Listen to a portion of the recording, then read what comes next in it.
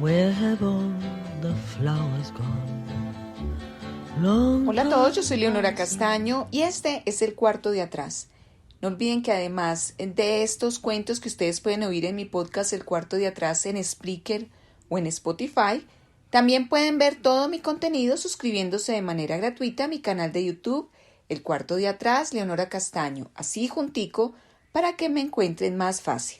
En el cuarto de atrás, cada semana invitamos a un escritor y leemos dos de sus cuentos, relatos, ensayos o parte de su obra y lo leemos una en el podcast y otra en el video para conocer un poco más de la forma como el escritor escribe. Esta semana hemos invitado al escritor Bryce Echenique. Bryce Echenique es un importante escritor peruano que tal vez ahora no hemos vuelto a oír o no han vuelto a editar, pero sin duda es uno de los principales escritores también del boom latinoamericano. Es un escritor nacido en 1939 que ha desarrollado una narrativa próxima al cuento oral, donde se difuminan las fronteras entre la realidad y la ficción. Tiene una prosa desenvuelta y osada que lo ubican como uno de los escritores más originales latinoamericanos. Es un profundo conocedor de la sociedad limeña y sus diferencias marcadas. Ha creado al antihéroe latinoamericano en Europa, que lo caracterizan sus contradicciones personales y una constante evocación de su país.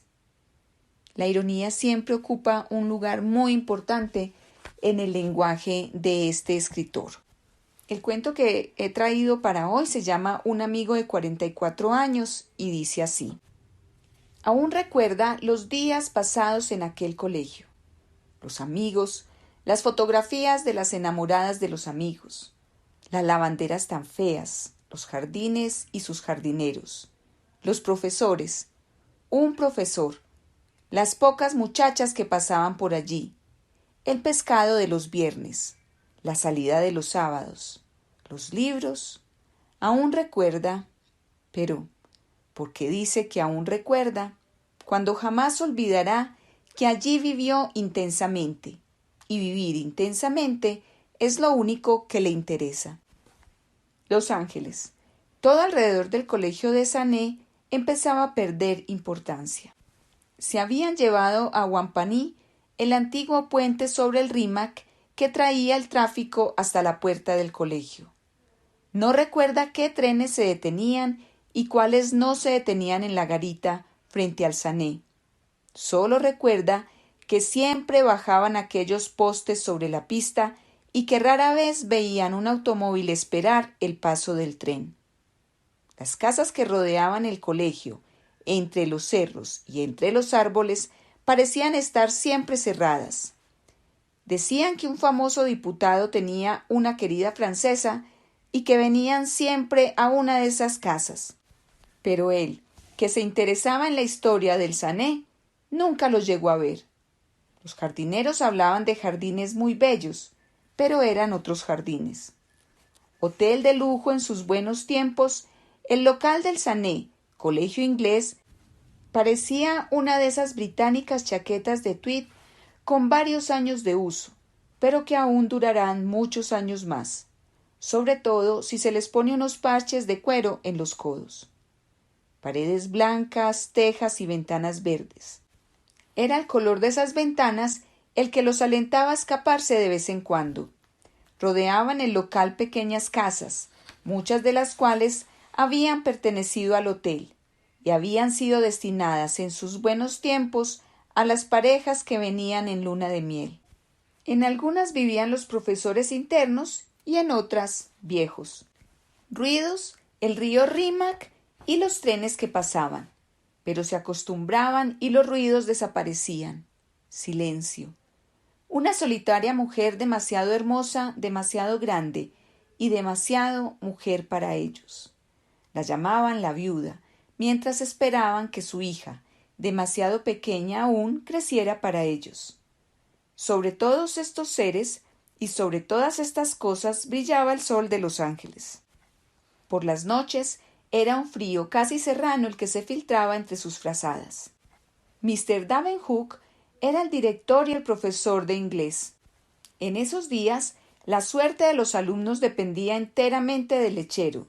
Si llegaba a tiempo, Mr. Davenhook tenía algo que arrojarle a su esposa en el diario pleito matinal. Estaban salvados, se desahogaba. Pero cuando no venía a tiempo. Un día, su esposa partió de viaje y Mr. Davenhook empezó a ser un hombre muy interesante. Manolo lo observaba. Tendría unos 44 años.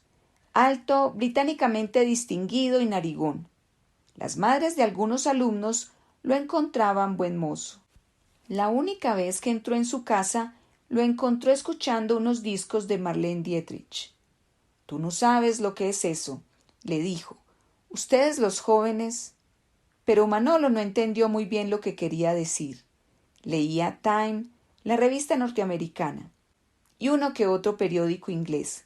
Jamás lo olvidaría con su invariable saco de tweed color café, con su pantalón siempre plomo y con sus llamativas corbatas escocesas. Venía muy bien peinado desde que se había marchado su esposa. Sus zapatos nunca brillaron, pero nunca estuvieron sucios. Después del almuerzo, sacaba una silla al jardín exterior de su casa, se sentaba, fumaba una pipa y leía Time bajo el sol. En esas ocasiones llevaba siempre un pañuelo de seda al cuello. Manolo lo observaba desde la ventana de su dormitorio y le daba la impresión de un hombre que ya se había instalado en la vida. Amaba al sol y se ponía el pañuelo de seda al cuello cuando visitaba a la viuda. Los veía regresar a sus casas aquel sábado por la mañana. Los veía correr hacia el paradero del ómnibus, los que no tenían enamorada, y hacia los colectivos, más rápidos pero más caros, los que tenían enamorada. Se iban a Lima, y no podía negarse la tortura de mirarlos, pues esa tortura lo haría odiar aún más a aquel imbécil de profesor que lo había castigado. Quería odiarlo de tal manera que le fuera posible quemar su casa, con su mujer, con sus hijos y con todo adentro. Se había puesto el saco del uniforme, se había limpiado los zapatos, se había peinado, estaba listo para salir y se había sentado a verlos partir, sus amigos, sus compañeros que no estaban castigados. Se habían marchado. Caminó hacia la casa del profesor que lo había castigado, pero al llegar se dio cuenta de que no estaba loco, y no estar loco le dio más cólera aún. No iba a quemar la casa. Además, ese profesor se había marchado a Lima. Quedaban Mr. Davenhook, que estaba de turno, algunos provincianos que no tenían a dónde ir, 7 castigados, y él sin ella. Era como creer que hemos ganado la lotería, correr a cobrarla y descubrir que hemos leído mal nuestro número. Lo habían castigado por festejar el sábado, por celebrar la partida. Se había parado sobre la silla y había gritado: «¡Viva el sábado! ¡Viva ella!». Y ese imbécil lo había castigado porque faltaban 5 minutos para que terminara la clase. «Voy a matarlo. Se ha ido a Lima». No tenía nada que hacer. Aceptó la realidad y casi se muere de pena. Se dio cuenta de que el tiempo se había detenido y de que se quedaría así, detenido, hasta el lunes. Luego avanzaría nuevamente, lentamente, hacia el próximo sábado. No llegará nunca. Era demasiado orgulloso para escaparse, pero no toleraba ver la puerta por donde se salía para ir a Lima. Decidió encerrarse en su dormitorio. Jamás creí que me castigarían.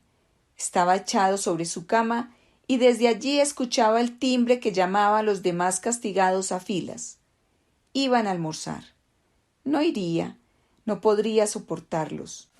Era un colegio inglés, porque entonces no le habían pegado con el palo de hockey o con la zapatilla. Pero pensar en todas esas cosas lo apartaba más y más de ella. Ella estaba allá, en Lima. Él aquí, castigado, y su pena, su desesperación, en medio, entre los dos, como un muro. no podía verla. ¿Comprenderá? ¿Me perdonará? ¿Se quedará encerrada como yo? Movía la cabeza hacia uno y otro lado. Bah, colegio inglés. Nada más criollo que saber que uno tiene enamorada y castigarlo para que no la vea. El tiempo se había detenido en las ramas inmóviles de una palmera, y a través de la ventana Manolo la contemplaba como si de ella viniera todo su sufrimiento. Más allá estaban los cipreses verdes y al fondo los cerros como inmensas murallas. A un lado de su cama, en el suelo, una fotografía de ella que había dejado caer casi sin darse cuenta, como si se hubiera resignado, como si ya no le quedara más que su dolor. Había olvidado al profesor que lo había castigado, había olvidado el castigo. Pensaba en ella con cierto fastidio, pues era de ella quien venía todo ese sufrimiento. Sufre también, tanto como yo. Le hubiera gustado saber que sufría tanto como él. Sólo así lograría mantener un triste equilibrio. Pero ni aquella inmóvil palmera, ni los cipreses verdes, ni los cerros como inmensas murallas lograban darle una respuesta. Los contemplaba cuando una voz lo sorprendió. Mr. Davenport. Volteó a mirarlo, pero no se incorporó al verlo. ¿Puedes explicar tu conducta? Miraba a Mr. Davenport como si quisiera averiguar de qué se trataba todo eso. Se sentía lejano a toda disciplina y le parecía imposible que alguien pudiera venir a darle una orden. No temía nada, ya estaba castigado y solo quería que lo dejaran en paz con su castigo. ¿Puedes explicarme tu conducta? Repitió, asombrado al ver que Manolo parecía no entenderle. No puedo hablar, no quiero hablar con nadie. ¿Te has vuelto loco? Manolo permaneció mudo. Había volteado nuevamente la cara hacia la ventana y miraba a la palmera. ¿Por qué no has ido a almorzar como todos los demás castigados? Preguntó a punto de perder la paciencia. ¿Quieres que te expulsen del colegio? ¿Quieres que llame a tus padres? Todos saben lo que quiero, respondió Manolo sin voltear. Continuaba con la mirada fija en la palmera, como si tratara de evitar toda esa escena. Querían que lo dejaran en paz. —¡Estás loco! —gritó Mr. Davenport. ¿Tú crees que porque tienes una ridícula novia tienes el derecho de hacer lo que te dé la gana? ¿Crees que puedes prescindir de la disciplina? No pudo continuar. Manolo había volteado la cara al escuchar lo de ridícula novia. Le había clavado los ojos y ahora Mr. Davenport no sabía hacia dónde mirar. Había algo intolerable en el rostro de Manolo, una extraña palidez, una mueca de dolor y de furia. Le era imposible mirarlo cara a cara. Avanzó hacia el otro lado de la habitación y se detuvo frente a la ventana. Manolo lo seguía con la mirada. Estaba de espaldas y le impedía ver la palmera. —Manolo —le dijo con voz temblorosa—, es preciso que sepas, Manolo, que no debes ponerte en este estado. Cuando un hombre quiere a una persona, debe estar preparado. —¿Preparado? Aprende a sufrir sin que los demás se den cuenta. Porque esa actitud de desprecio hacia los que no sufren, no seas feliz a tu edad. No seas feliz nunca. Estaba mintiendo. Pero sobre todo, no seas feliz a tu edad. La adolescencia es algo terrible y yo creo que tú serás un adolescente durante largo tiempo aún. Lo escuchaba en silencio y ya no buscaba la palmera. Ahora sus ojos se habían detenido tranquilamente en Mr. Davenport, que continuaba de espaldas y mirando hacia afuera. Lo escuchaba. Y esa chica, Manolo, la verás tantas veces aún, tantos sábados, tantos domingos. No pienso sufrir ni el próximo sábado ni el próximo domingo, ni nunca más. Se trata de hoy y de mañana domingo. Nadie volverá a castigarme, Mr. Davenport. Tendrá usted su disciplina y yo la tendré a ella. Pero hoy y mañana, déjeme en paz. Mr. Davenhook había apoyado ambos brazos, uno a cada lado de la ventana. Sabía que ya no podría hablarle como profesor. Como profesor había aceptado que lo castigaran, pero como hombre no toleraba verlo castigado. Escucha, Manolo, durante la guerra yo era piloto de la Real Fuerza Aérea Inglesa. Tenía una novia alemana y estaba en su ciudad cuando me llamaron. Regresé a Inglaterra para enrolarme. Nos escribíamos cuando era posible, pero un día nos ordenaron bombardear esa ciudad. La guerra terminó y yo corrí a buscarla. Había muerto. Un silencio total se apoderó de la habitación. Mr. Davenhook había introducido ambas manos en los bolsillos de su saco y miraba hacia la palmera. Manolo lo observaba pensativo. Veía el pañuelo de seda que aparecía sobre el cuello de su camisa y recordaba la única vez que había entrado a su casa. Las canciones de Marlene Dietrich. «Tú no sabes lo que es eso», le había dicho. Lo sabía. Nunca había visto una película de Marlene Dietrich, pero había oído hablar mucho de ella. El ángel azul, se decía. Una corista y un profesor. Le gustaría ver esa película. Canta en alemán, en inglés. Continuaba mirando a su profesor.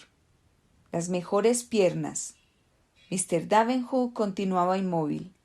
Cantaba para los soldados en la guerra. Era muy hermosa. No quería verle la cara. Marlene Dietrich, se dijo, y apartó la mirada de la ventana. Estaban en un aprieto. No querían mirarse y Mr. Davenhook tenía que salir. Dio media vuelta y al ver que Manolo tenía la vista fija en el techo, aprovechó para escaparse. Manolo escuchaba sus pasos mientras se perdían en el corredor que llevaba a las aulas. Había permanecido el resto de la tarde echado en su cama y con la mirada fija en el techo.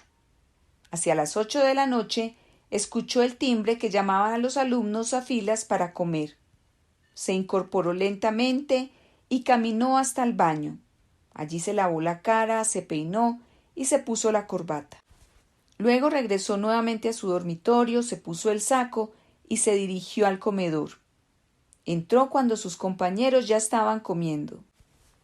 Era una gran sala rectangular y a ambos lados estaban las mesas de los alumnos. Solo una estaba ocupada.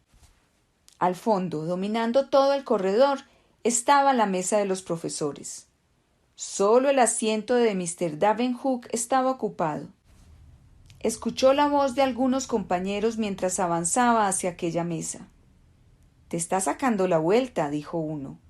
Y Arroyo, que solo tenía 13 años, «te debe estar poniendo los cuernos». No les hacía caso. Continuaba avanzando. «Mr. Davenhook». «Manolo, ¿podría sentarme a comer con usted?» «Ramírez», ordenó Mr. Davenhook al mayordomo, «ponga otro asiento aquí, a mi derecha». En el inmenso comedor casi vacío, los castigados y los provincianos que no tenían a dónde salir comían bulliciosamente. Al fondo, en la mesa de los profesores, Mr. Davenhook y Manolo comían sin hablar.